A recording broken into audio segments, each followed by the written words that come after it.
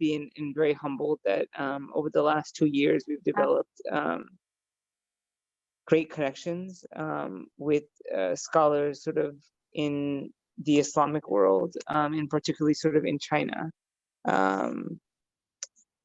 So when I think this started, I think we started this now, I think it was like 3 years, almost, I guess it's going on 2.5, I think closer to 3 years now.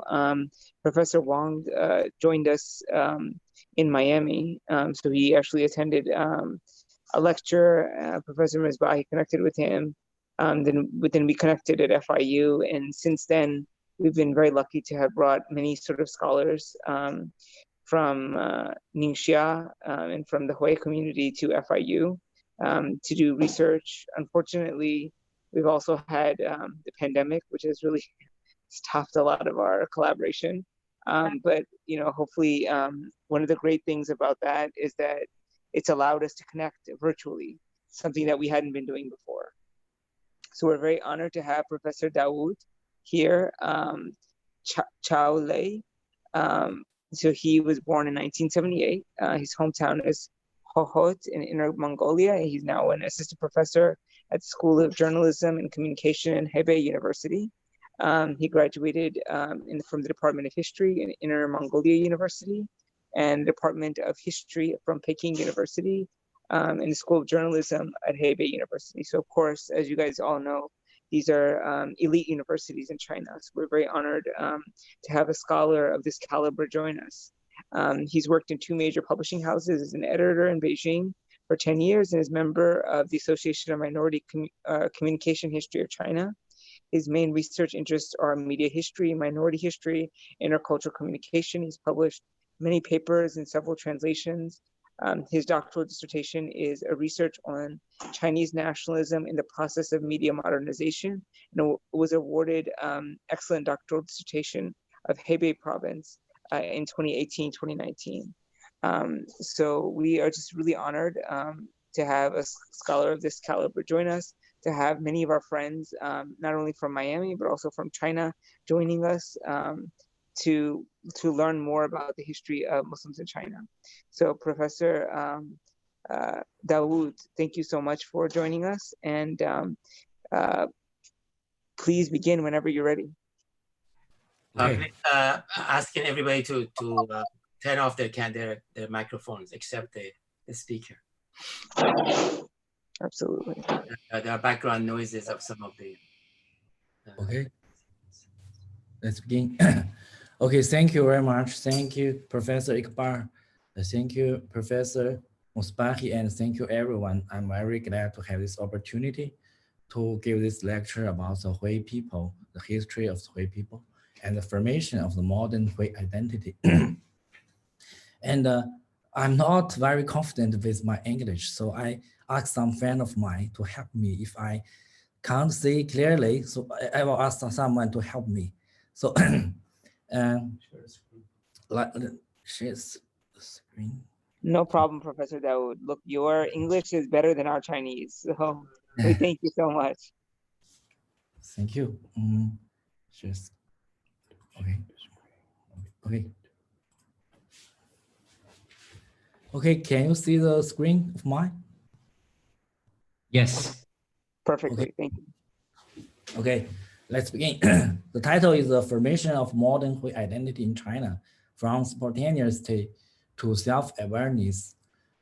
Look, this word from spontaneity to self-awareness is a word from a very famous Chinese sociologist, Fei Xiaotong. This word is describes the Chinese nation from spontaneity to self-awareness, but I think it's very suitable for describe the Chinese Hui people. So I use this title to explain my topic.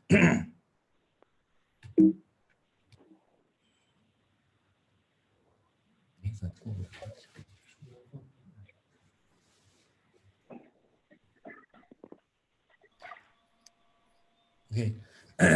First of all, I will begin from my experience. My experience, I was born in Inner Mongolia. Inner Mongolia is a Chinese minority autonomous regions.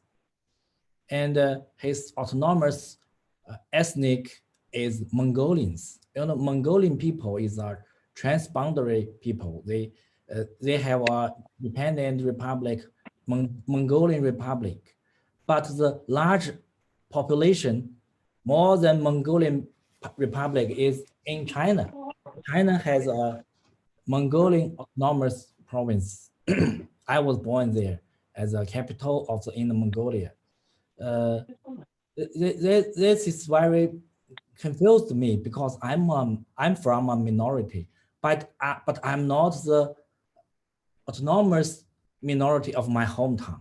This is dual minority identity. I think it's I don't know whether I explain clearly. This is very confused me. When I was in my college, I registered in my college. The secretary asked me, Mongolian or Han people? I was puzzled. Oh, I'm not Mongolian. No, I'm a Han people. I'm a Hui. I'm from Hui. So the secretary is excited. Oh, he's a Hui people. He's a Hui student. So this is the Chinese minority autonomous regions. There are 5 autonomous provinces, 30 autonomous prefectures, and 170 autonomous counties. There are 3 levels. The highest is the provinces. The second level is the prefectures, and the lowest is the counties. Now let's see the Chinese minority population from the 2010 census. The largest minority is the Zhuang. Zhuang is about 16 million people. It needs to, they lived in the Guangxi province, autonomous province. Guangxi is next to the Canton. It's a very developed province of China. And the second largest is Hui, almost 10 million people in 2010. And the Manchus, Manchus and Uyghur also 10 million people in China. This is the census 10 years ago, but in recently census, maybe the Uyghur, they increased fastly. The birth rate is much higher than Hui, and Manchu maybe it's the second largest minority in China now. And someone said that Hui people is the most successful Muslim minority in the world. I don't know why they said this, because Hui people is difficult to distinguish with the Han people just from the appearance, because they look the same, and their language is the same, and Chinese Hui people, they have different accents, and in their oral language maybe use some words from Arabic or from Persian, but the main language is the Mandarin speaking of the. So someone said it is the most successful Muslim minority because they melted into the Chinese people, and they're so difficult to distinguish it. But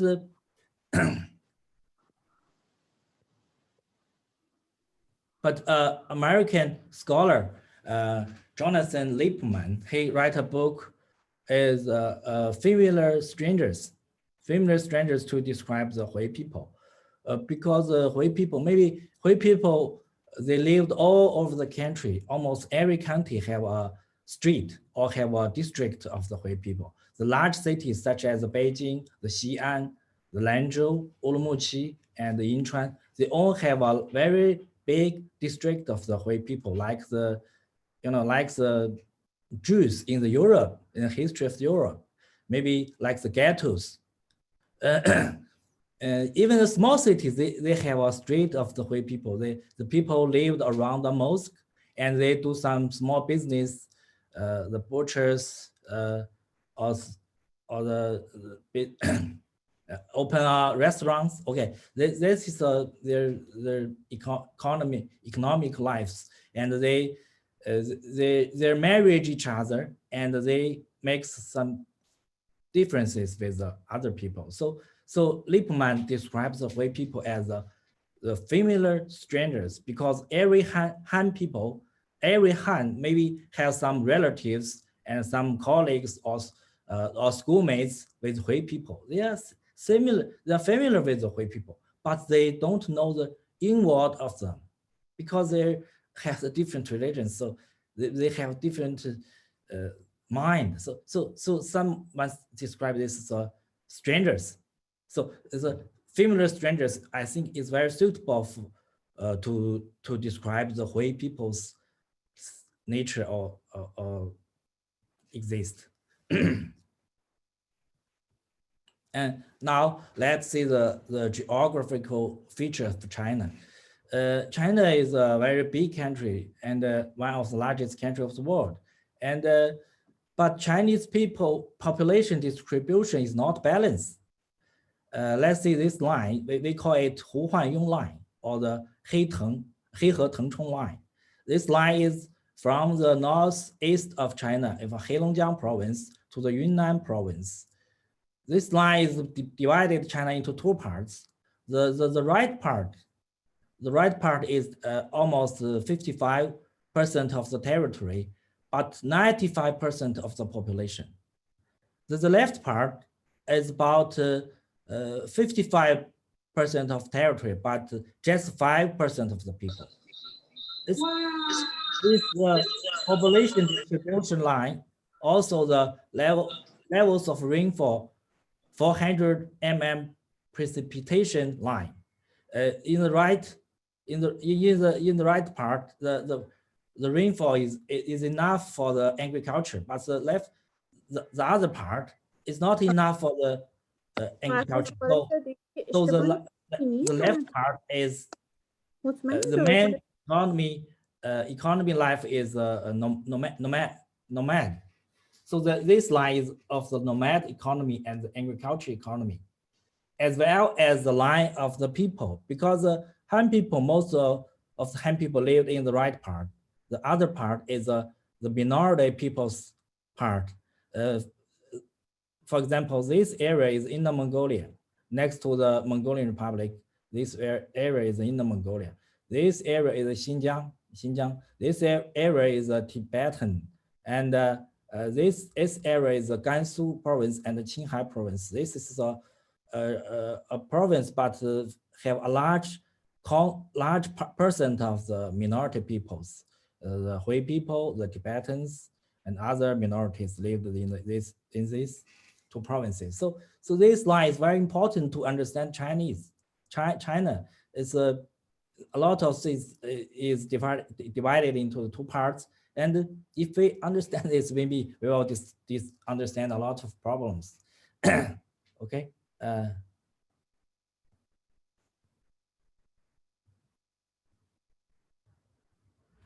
Now, let's see the early Muslim ancestors in ancient China. It is said that in Tang Dynasty, the second year for Yonghui is the title of the emperor. Tang Dynasty is a very famous dynasty in China. It's a very big and great power in the world. And the Yonghui, the second year of Yonghui is 651 AD. And in the old history book of the Tang,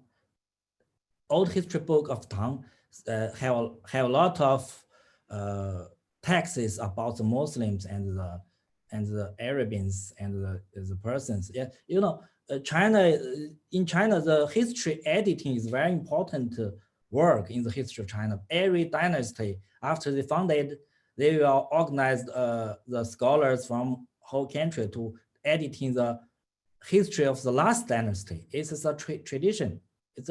And it's also a origin of the legitimacy, political legitimacy, because in China, maybe the people in Asian China, maybe people think the government, this dynasty is not from the people, but from the heaven, from the God. God gave you the mission to have this, to set up this dynasty, and you can do it. But if the God returned the missions, you will lost your dynasty. So if any dynasty they set up, they will edit in the history of the last dynasty. The Tang 旧唐书, this book during the editing by the not by the Tang Dynasty but by the next one. In this book, there's a texts about the origin of Islam and the first communication between China and Arabian Peninsula. Look at this paragraph.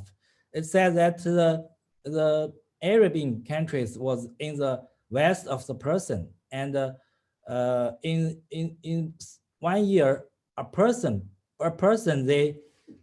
they herd his camel in Medina mountains, and someone there's a line people, how to say the sphinx, just like sphinx, the people, the line with a human face, told him in this the west of this country there is a cave and a lot of weapons hiding in the cave. You can get it, and you in the cave there is a black stone and the white language, white words on it, and ask you became the king of this area. So the person take out the weapons and rising up and make a big country, make a kingdom. It's a very interesting story about in ancient China about the uprising of the Arabian countries. So this area and this paragraph, look at this one. They said Yonghui's second year, the Arabians began to tribute to China, because in China we believe that China is the center of the world and central empire. China, 中国, it means the central empire.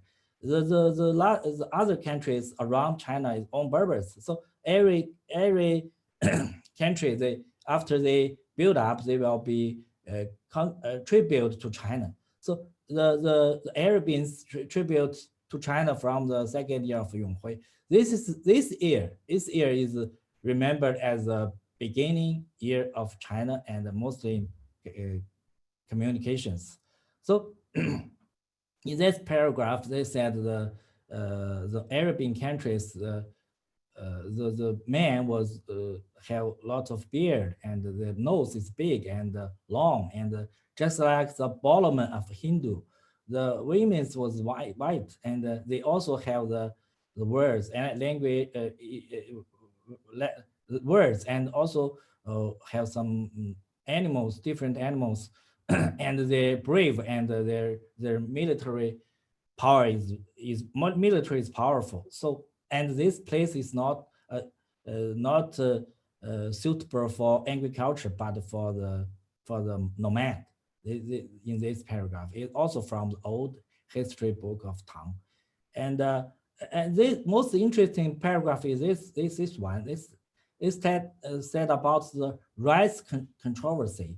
It said in 1 year, the Arabian contribute to China, to Tang Dynasty, gave the gifts and a lot of goods to Chinese emperor, but they not kowtow to the emperor.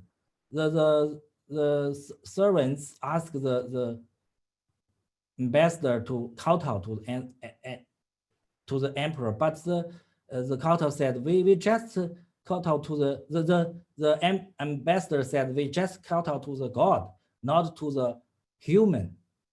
One of the ministers said this is their special customs, not to not ask them not force them to do this, to kowtow to the emperor, Chinese emperor.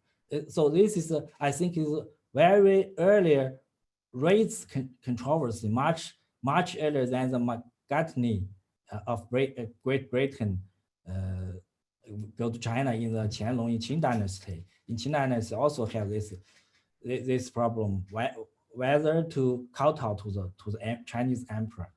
But in the Tang Dynasty, more than 1,000 years ago, this also happens. This is a historical remains of the Tang Dynasty in the Guangdong, Guangzhou. Now Guangzhou is a very famous port in the Tang Dynasty, and a lot of businessmen, merchants from the Middle East, from the Indians, go to China to do business. This tower is the minaret of Chinese mosque, one of oldest mosque in China, in the Guangzhou. It's called the Huaisheng Si. Huaisheng, it means to memory the prophet. It says that the uncle of the prophet Muhammad, Abi Wankas, went to China, go to Guangzhou to build this mosque. But now it just leave a minaret, just leave this tower. And this tower, because it is very tall and have the light on it, so it became the lighthouse of the ship from outside. And this is the tomb of the Wangas. So now it still remains in the Guangdong. Guangdong is one of the most earliest places the Muslim people lived there and do business there. And in the Tang Dynasty, and a lot of the important things between China and the Muslim world. Is first of all is the Battle of the Taros. Taros is a place of in the Mid Asia, now in the Kazakhstan, and in 751 year AD, the Tang Dynasty and the Abbas Empire broke out a war in the Taros, and the Tang's army was defeated by the Arabians. So the Tang Dynasty lost the control of the Mid Asia, and this since is An Lushan rebellion, also saw the sword gang rebellions in China. This is 755 to 763. This happened in the mid of the Tang Dynasty. An Lushan is a sword gang. Lived in the person. He is very important business general group in the Asia, in the Mid Asia and East Asia. After the Arabians conquered the person, a lot of sword gangs leave the person and go to India and China. An Lushan is the leader of them, and he became a very important general of the Tang Dynasty, because Tang is a empire, is a diversity empire.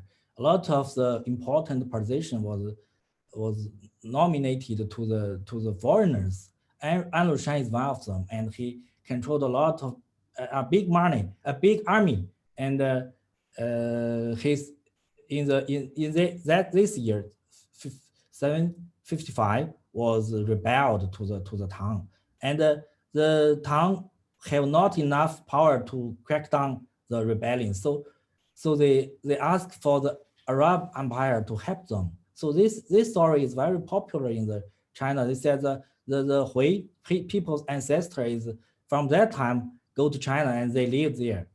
They own the soldiers from the Arabian Empire, Abbas Empire. They help China to crack down the rebellions. So, but this story is not say on the Chinese governmental history, but it's very popular in the Muslim communities. And this story is a Prince Baluch. Baluch is a person prince. He lost his country because the Arabians invade. So he leave his country, go to China, and became a minister of the Chinese emperor. Chinese emperor asked a general to help the Baluch to recover his country in Persian. So he takes a big army and takes the Baluch to go to go to go to the Persian. But in the way, the general said, "Oh, the journey is so long. The troop is so tired of this." So he lost Beluch and returned to the Tang Dynasty. And Beluch after that returned to China. And someone said, finally he go to the Korea. So this is very interesting stories. Now in the Pakistan there is a Balochistan. I don't know what the connection the Baloch and the Balochistan. And this story is also very important in the Tang Dynasty. Is Huang Chao rebellion. Huang Chao is a famous uprising in the Tang Dynasty at the end of the Tang Dynasty, and he destroyed a lot of cities, especially the Guangzhou, the Guangdong. He conquered the Guangdong and killed almost 120,000 foreigners, 120,000 foreigners, foreign traders, foreign merchants, including the Jews, the Christianities, and the Muslims. That is say, at that time, so many foreigners lived in the Guangzhou. Yeah, this is very important since happened in the Tang Dynasty. And the Song is after the Tang Dynasty is a Song. Song is an oceanic area because Song in the Song Dynasty, the nomads people in the North China was very powerful. They pushed the Song Dynasty just take a little part of the Chinese territory, especially in the north, in the southeast China, in the southeast China, southern of the Changjiang River. Because the Song Dynasty have don't have enough territory, so they don't seriously relies on the agriculture. They relies on the trade, the business. The business in Song Dynasty is very important. So the tributary trade is developed, and the spice and the perfume trade controlled by the Muslim people or by the Middle East. They come to China and live in the Quanzhou Zaitun. Zaitun is very famous in the Arabian history. It's now we call it Quanzhou. Quanzhou is also a very important city now in China, in Fujian province. And in the history, it's a great port for the international trade. A lot of the foreigners come here to do the business. And this picture is Qingjingsi. Qingjingsi is a very famous mosque in the Quanzhou. It still remains here. And look at this style is the Middle East style, not the Chinese style mosque. and there's a very famous figure in the Song Dynasty is Pu Shougeng. Pu Shougeng is how to say, he's a provincial governor and the commissioner of customs. It's very powerful people in the Song Dynasty. He not only have the high position, but also a private army, navies. So the Song Dynasty was relies him very much. But at the end of the Song Dynasty, he is surrounded to the Yuan, to the Mongolians. And the Mongolian Empire also gave him a lot very important positions. And his family still live in the Quanzhou was very big.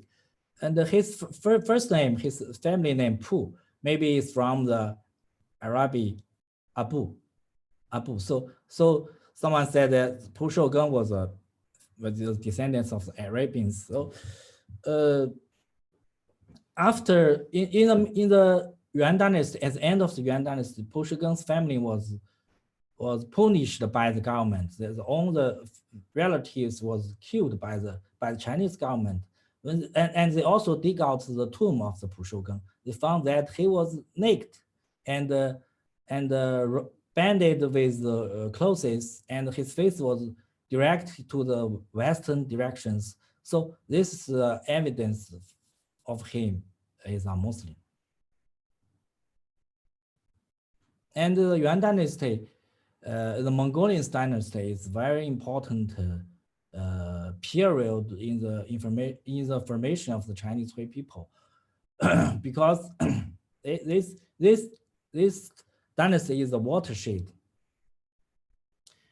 Before the Mongolian Empire, the Chinese Muslim is fragmentary exist, but in the Mongolian Empire, a lot of the Middle East, the Persians, Arabians, the Jews, the Russians were taken by the Mongolian people to China.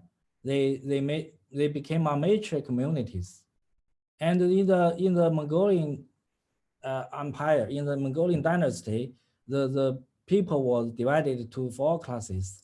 The Semu is in the second class. Semu, it means all different kinds of people.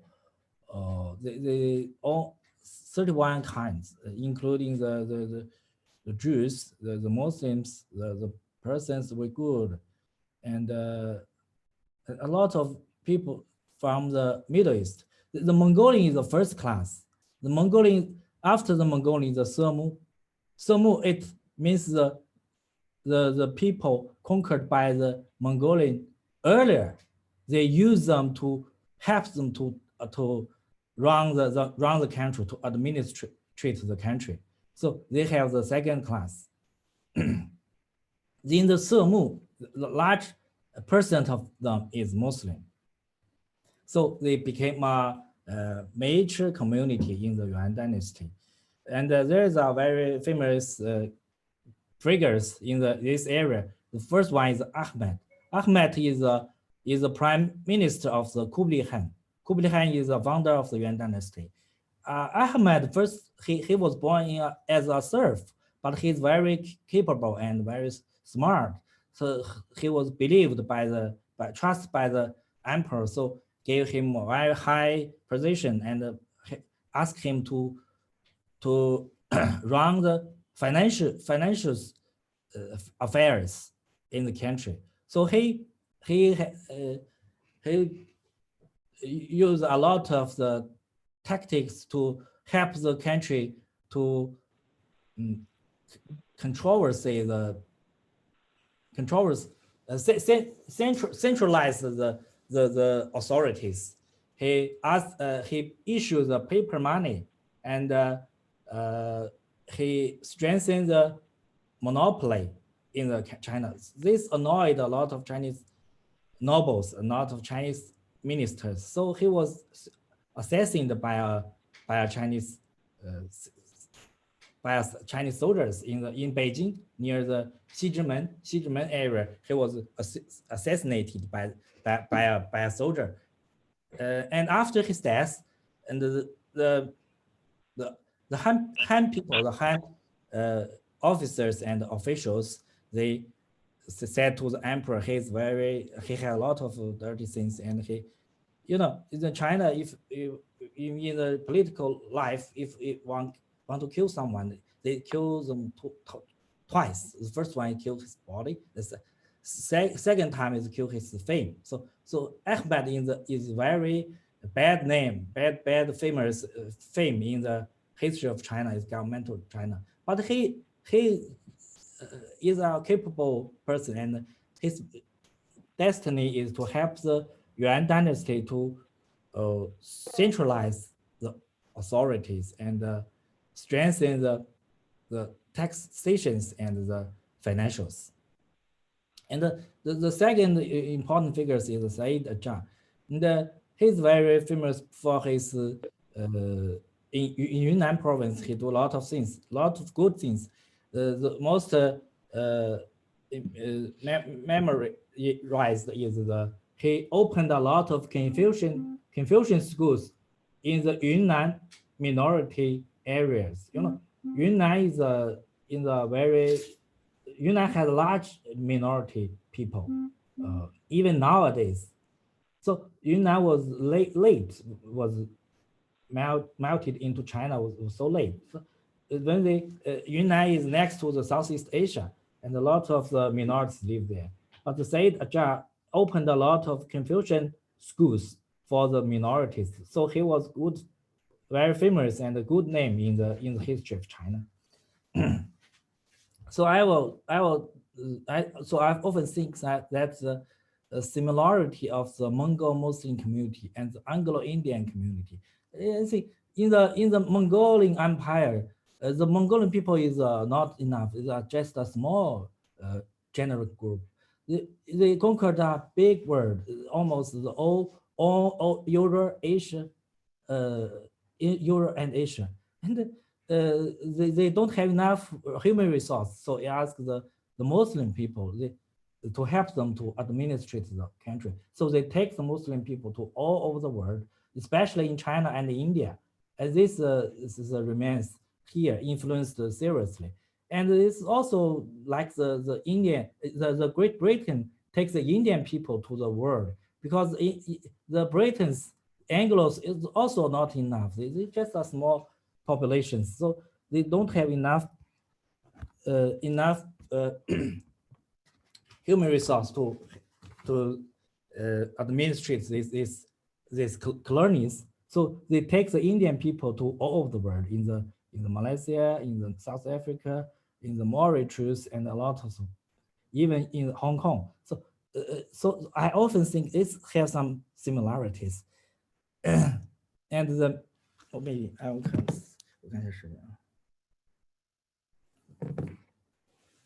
And the Ming Dynasty is also very important period in the history of Hui. It's the localization of the Muslim, because in the Ming Dynasty, a lot of Muslim migrants come to China. The emperor, the government ask them to the military camp and garrison along the Great Wall to help the country to protect, to defense. And so the Muslim people lived all over the country. Even nowadays, it still remains this situation of the Ming Dynasty. And the Muslim people went a place, they will open up, they will build a mosque and live surrounded. Gradually, it became a community, it became a small village. And this situation is still influenced today. The Muslim Muslim people's deportation is still like the Ming Dynasty. And in this dynasty was also very important figures is Zheng He and Great Sale, and it's very famous in the history, so I don't say so much about this. And in the Zheng He's followers is Ma Huan. Ma Huan is also a Muslim. He write a very famous book of the Yin Ya Sheng Lan, the story of the overseas. He write a lot of stories of the overseas, especially in the Indian Indian Ocean and the Southeast Asia. And in the Ming Dynasty, the Hui people is also very important role in the tributary trade. I read a text in the history about that. The government, one of the minister of the Ming Dynasty said, because the Hui people often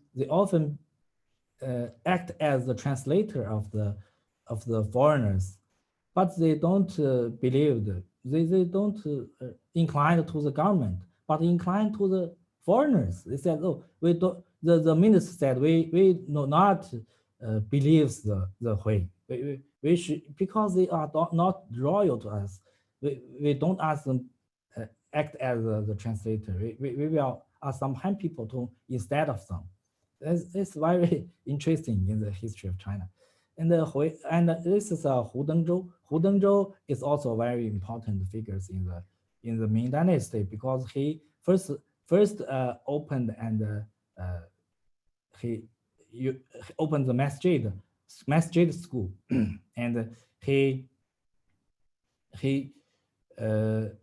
set up this system of the education, the 13 classic works, Tawhid, Fiqh, grammar, and so on. This is the education system I think helped the Chinese Hui identification and have the keep the tradition. And Qing Dynasty is in a tough transition because the Qing Dynasty is the last dynasty of China. It was set up by the Manchus. Manchus also are minorities, lived in the northeast of China, and there's nomad tribes, and this small population. They conquer so big Ming Dynasty and ask the Mongolians to help them. And in this period, the Hui social classes was lower, and also a lot of important figures. First of all, is Liu Zhi. Liu Zhi is very famous in the history, and his Hui Muslim Confucianists explained by the Confucianism. And this verse is from his Tianfang Xingli, Theory of the Heaven. I don't explain it clearly in the English, but this word is talk about the God, the nature and the theory and the Taoism.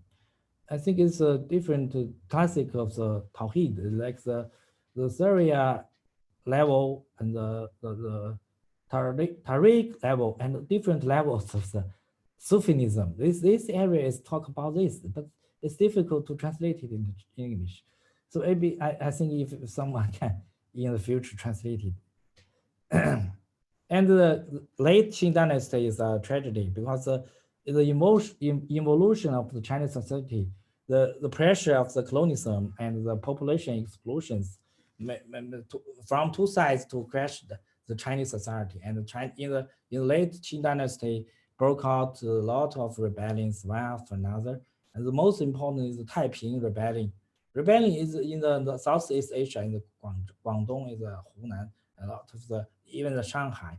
And this rebellion, in this rebellion, almost 100 million people was killed in the rebellions.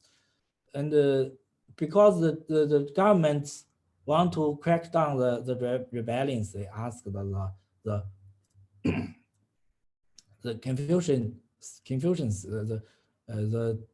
the local elites to set up the armies, to set up the troops. So in that area, a lot of the places have the military power, military troops in the even one small county have a troop. They often broke out the wars in the fighting each other. And this time, the most, especially in the Yunnan and the northwest China, fall into a tragedy. Tongkan War. Tongkan War is from the 1862 to 1873, and this war makes almost half of the Hui people was disappeared in this war, and it makes the grand dissipation. And the Hui people, even at that time, maybe not as desperate like today, but that time, after this war, the Hui people, they go a lot of areas, go to area, even to the Soviet Union, to the Russian.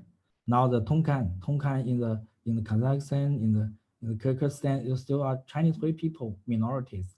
At that time, they from the Qing Dynasty, they was defeated by the government and fled to the Russia. And even the Myanmar and Thailand also has some Chinese minorities, also fled from this time. And in the Tongkan War, the origin of the Tongkan War, there is a very important cause is the Sufism movement, because in that time a lot of Sufism group coming to China, and just like the Naqshbandi and the Hufi, they come to China and have this own communities, and the community, different communities often broke out the dispute and even the fight. So the government will suppress the fight and maybe induce a serious tragedy. So I think this tragedy time influences the characteristic of the today's Hui people. And at the end of the Qing Dynasty, the Han nationalism was rising up, and they have the anti-Manchuanism. Because the Qing Dynasty was built up by the Manchuanism. During their conquest, they do a lot of the genocide, just like the Yangzhou and the Jiading, and a lot of tragedy. So at the end of the Qing, the students go to Japan. They influenced by the nationalism in the Japan, and they feel they will not become the serf of the Manchu. So they will rebel to the Manchu Empire. His words is from Wang Jingwei. He's one of the leader of the Kuomintang, the assistant of Sun Yat-sen, and he write his word in a very famous newspaper, saying that we will clean up the Manchus. Just through this, we will build up our own national country, nation, build up our own nations. Nation building is through the anti-Manchuanism in the end of the Qing Dynasty. This is problems. And the Republic of China is from 1911 to 1949 is the most national identity time of the China, because after the founding of the Republic of China, they have a organ of the republicanism of the 5 ethnic group. The largest 5 ethnic group is the Manchu, the Han, Mongol, the Hui, and the Tibetan. This idea was by the Manchu intellectuals. Because they feel a lot of stress from the Han people's nationalities. They don't want to be cleaned up.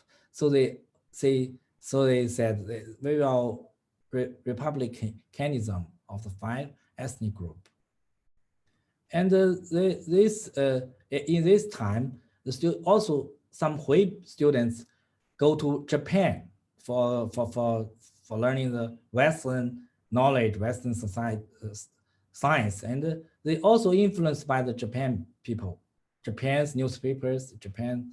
So they added some magazines about the Hui. This word Xinhui Pian, it means the wake up to Hui.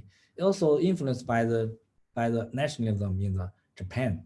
So this is the identification in the modern times. And in this time, also very important thing is the religious reform in the northwest of China, especially in the Gansu and the Ningxia provinces, because in the modern time, just in at the beginning of the 20th century, the sea road is opened, and there's a lot of transportation convenience in this time, much better than the Asian time. So more and more Chinese people can go to the Middle East, go to the Arabian Peninsula to learn the Islam. So some Chinese Hui, they go to the Arabian Peninsula, they influenced by the Yuan movement. And when they returned, they found that the Hui's custom is not Islam, it's just influenced by the Han people. So they said we will back to the Kitab and reform the custom. This is very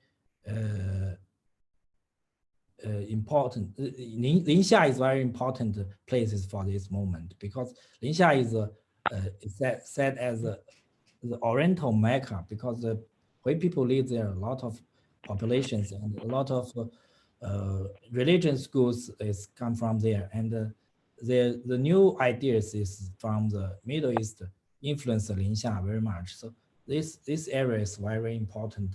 They they, they also influence other places of China, especially in the eastern part of the China. Is the new, they said this is a new religion and the old religion, the controversy of the new religion and the old religion. A lot of differences in the so this area is also this area is also very important. And last period is in the recently in the CCP time, and in the especially in the Second World War, the during the Republic of China, the Hui people have also confused themselves by what we are, just the religion or ethnic group, because the Hui people is the appearance of the Hui people is almost the same as the Han people. They can't you can't distinguish them, but the religion is different. So someone said, if the China also have a large population of the Buddhism and the population of Christianities, why they don't became an ethnic group? Why our Hui will became a ethnic group? So this is a question confused the Hui people even nowadays. And a second problems is who is Hui? Hui in the history of the China, it means have a lot of meaning. It's original to the Uyghur. Because the Chinese language is not Pinyin 怎么说?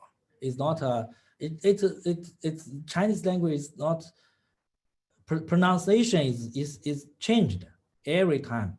It's not fixed. In different area, different places, they have different accent. So in the history also the same. In this dynasty, maybe they pronounce like this. The next dynasty, maybe the pronunciation is changed. So what is the Hui is have a lot of controversies. So and in the Qing Dynasty, the territory expanded almost 3 times as the Ming Dynasty. They conquered the western, large part of the western area. So in the western area, a lot of the native Muslim tribes, Muslim general groups, they have the differences and the same with the Hui, Chinese Hui.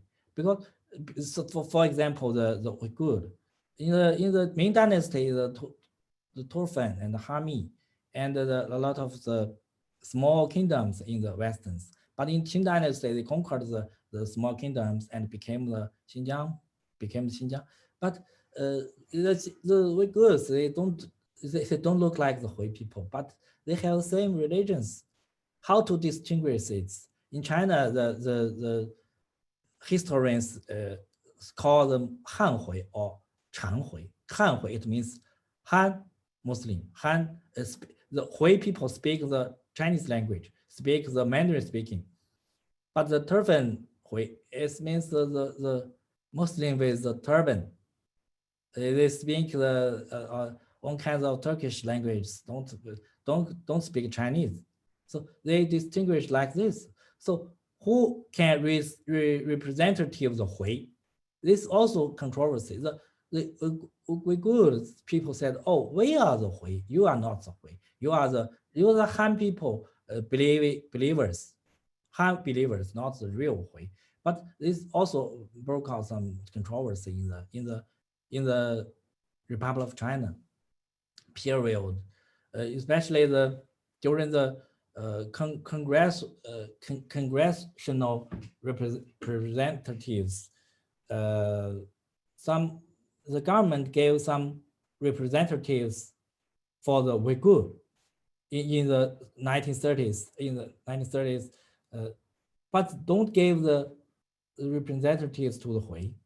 So this was annoyed the Hui intellectuals. They said, why don't give me the representatives, because we also a general group. It's not just the Han believers.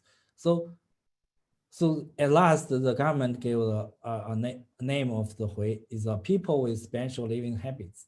They don't grant the Hui people as a general group, just the people, the Han people with special living habits. So this was not acceptable for the Hui intellectuals. During the Japan's invade, in the Second World War, Japan invaded China and they conquered the northeast of China, make a puppy country is Manchu Kingdom, and make the last emperor of the Qing Dynasty as the leader of the Manchu Kingdom. And he found Japanese found that there are a lot of Chinese Muslim people live in the northeast China, live in the Manchu Kingdom. So they recognize them as a general group and make a association of them. This way was influenced the Kuomintang by Chiang Kai-shek and the Republic of China. So they also, Chiang Kai-shek also asked General Bai. General Bai is a Muslim, is a Hui people. He organized a association of the Chinese Hui. This is also influenced by the Japanese. Someone said that Japan is the teacher of the China in modern times. So a lot of things influenced by the Japanese. And this happened two ways about the Hui problem, CCP. After that, the CCP and the Kuomintang broke out the civil war. The CCP, they influenced by the Soviet Union. They recognize the Hui as a general group, but the Kuomintang, they still don't accept this. So a lot of Chinese Hui intellectuals, they inclined to the CCP, not the KMT. So this is the result. And a lot other very famous Chinese Hui intellectuals, just like the Bai Shouyi and the Jin Jitang, etc. They also influenced by that time, because this time is the nationalism time. In the beginning of the 20th century, the whole world was influenced by the nationalism, especially in the Great Empire and the different general groups. They also want to come up with their national identifications, influenced by the mass medias. Maybe this is can let us to mention the Ben Anderson's imagined communities. So nowadays, the modern nations maybe influenced by the mass medias, as it just imagined communities. And after 1949, the Chinese government accepts the Hui as a general group, influenced by Stalin's definition from the language, area, economy, and mind, and the thinkings. So this Stalin, the Soviet leaders, Joseph Stalin have a definition program in the Soviet Union and select more than 100 different general groups. This policies also influenced China, and China became his nationalist identification after 1949, and Hui and a lot other Chinese general group was recognized as a nationalist, maybe general group. But it still puzzled us, because the China we called Minzu, how to translate it to the Minzu?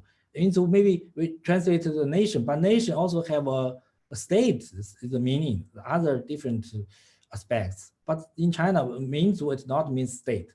Nation is just a general group. So this still puzzles the people nowadays.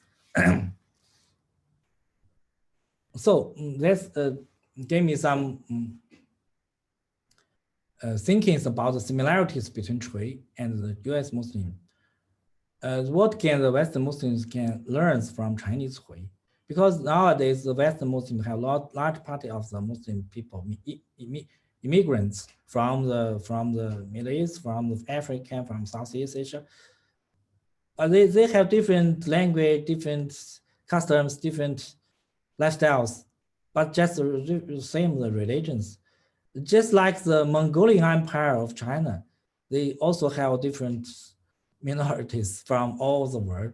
How to recognize, how to identification each other, and maybe I think the most situation in nowadays the United States, it's just like the situation in the Mongolian China period. They also will proceeded a process of the recognition. This is a gradually, slowly process, and maybe I think maybe in the future, U.S. or Western Muslim maybe also became a general group. I read the Tariq Ramadan's Western Muslim and the Future of Islam and translated into Chinese. I think there's a lot of the problems the same in the China and in the Western countries. So today we will faces the same situation of the globalization and urbanization. This Chinese Hui people, they're in the long history, they formed their definitions, but still experiences a challenge in the globalization or the urbanization. For example, in the history of the Chinese Muslim Hui, they lived around the mosque, then do some small business, and they married each other, and they're just like the ghetto in the Jews, Europe Jews. But nowadays, the urbanization is so serious in China. So lots of the villagers go to the big cities, and how to identification in this time is also very big challenge for Chinese Hui people. And this is some pictures of the Hui people. I will enjoy us like this. This is a mosque wall, but this is very Chinese traditional. And this is the marriage, the hijab. And this is the Chinese martial art. The Hui people play a very important role in the Chinese martial art because the Hui people were the soldiers and the garrisons along the China to defend the country. So they have a lot of skills, and their life was influenced by the military life. So they have some traditional martial arts. And this is okay. This is a masjid in the mosque. Okay, that's all. I think it's not enough time to give very detailed history of the Chinese Muslim, but I just gave the outline, and I hope we can induce some valuable discussions, because in China there's an ancient proverb is if I throw out a brick, maybe you return a piece of jade. It means if I gave some more modest spur, maybe induce someone to give the valuable contributions. Thank you very much.